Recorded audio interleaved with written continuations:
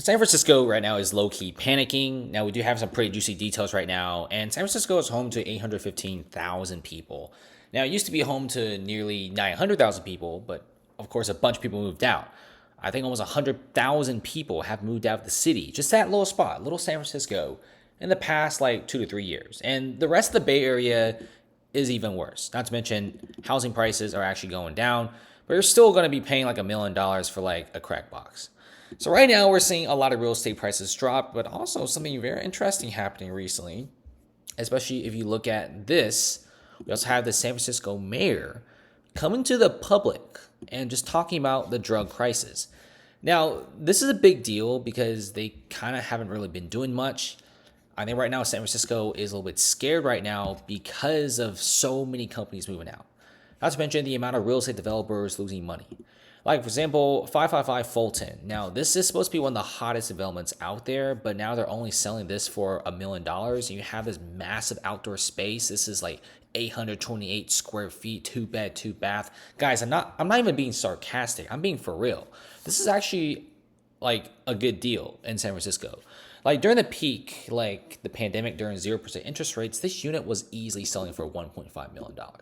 I'm not even joking. This is probably one of the most expensive units out there, especially the outdoor space. Let's make it $1.65 million. Now they're selling for $1 million, and people don't even want it. Oh, you even get a free garage space? Yeah, I don't want it either. So you're also seeing property developers being pretty mad right now, but we're going to have to get through this. So we do have the San Francisco Board of Supervisors, board presidents, and several individuals. They all went into like this area in San Francisco, and they pretty much talked about the whole entire situation with the drugs and the open drug markets, all that kind of stuff. You guys don't know what Tenderloin is. It's actually a place in San Francisco. It's like over here. It's kind of like a little triangle. It's pretty infamous because it's like an open air drug market. And what's even crazier is Tenderloin is actually a really, really good real estate location because it's proximity to the coast and also downtown and also all the other cultural art centers. So Tenderloin is actually a high real estate area, but because of the massive amounts of homeless people here and neglect, it's actually causing a lot of people to view it as a bad area, despite it having probably one of the best locations. So what's going on is the meeting got cut short because of a lot of people chanting "No more cops," and the large crowd were extremely loud. Okay, and eventually the mayor moved back to City Hall and started answering a bunch of questions.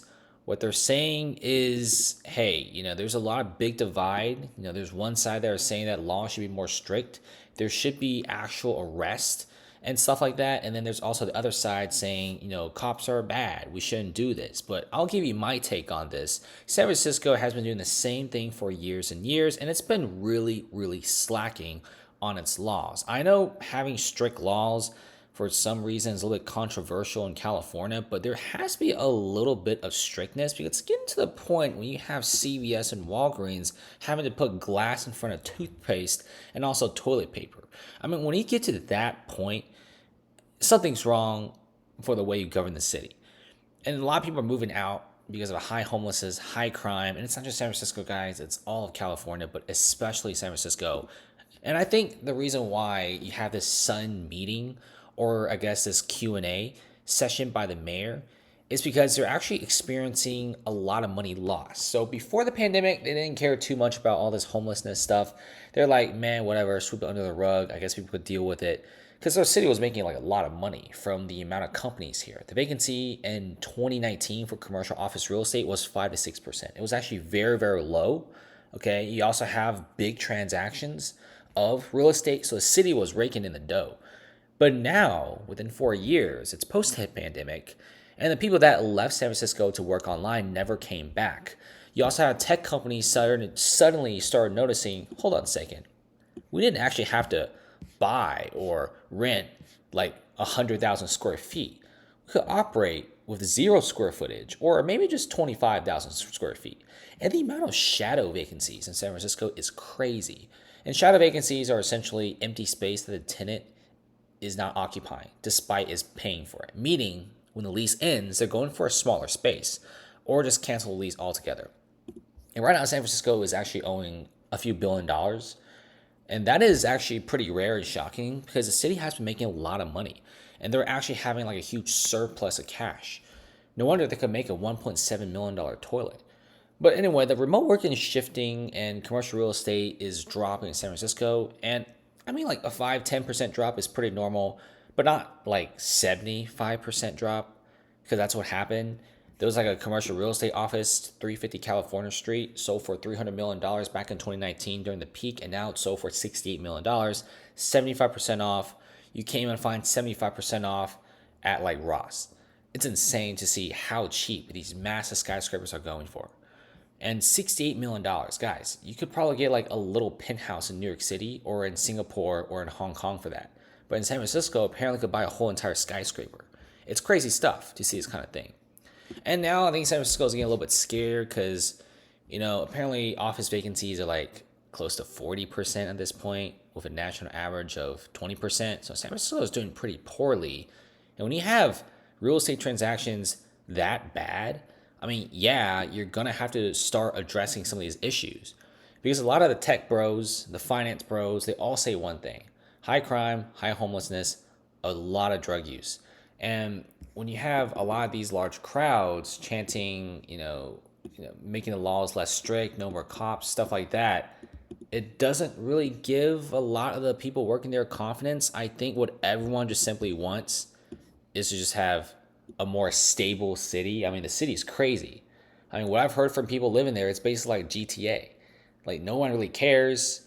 And law enforcement is so like soft to the point that you could steal like a few $100s of stuff and get away with it. It's crazy.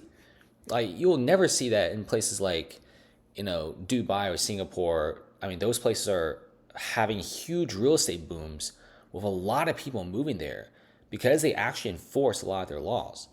I don't want to get too controversial, but I'm going to say for real, though, they have to change, okay? What they're doing right now is pretty bad, especially with 80% of the residents saying that the city is headed to the wrong direction and 20% saying that the city is headed towards the right direction. Now, also keep in mind that the most people leaving pretty much indicate that crime was a pretty major issue. And it went from like 26% in 2020 to 60% in 2023. A lot of people are saying that a thriving downtown is critical to the city's economy. But also keep in mind that a lot of the cultural hubs and rich people and just pretty much everyone else is moving out. I mean, people are going to places like Texas, Florida, Portugal, which is very, very popular among American expats right now. Now, if you look at this, a lot of people are leaving, a lot of people are departing. And one really big key issue is people aren't coming back. I mean, during the pandemic, everyone was expecting even more office workers to come back because tech companies got really big then. So everyone thought, oh, wow, with these big fat tech companies getting bigger and bigger, they're going to hire more people, having bigger offices, and San Francisco is going to go up. Wrong. All these guys left, and they never came back, and they're actually pretty happy to never go back.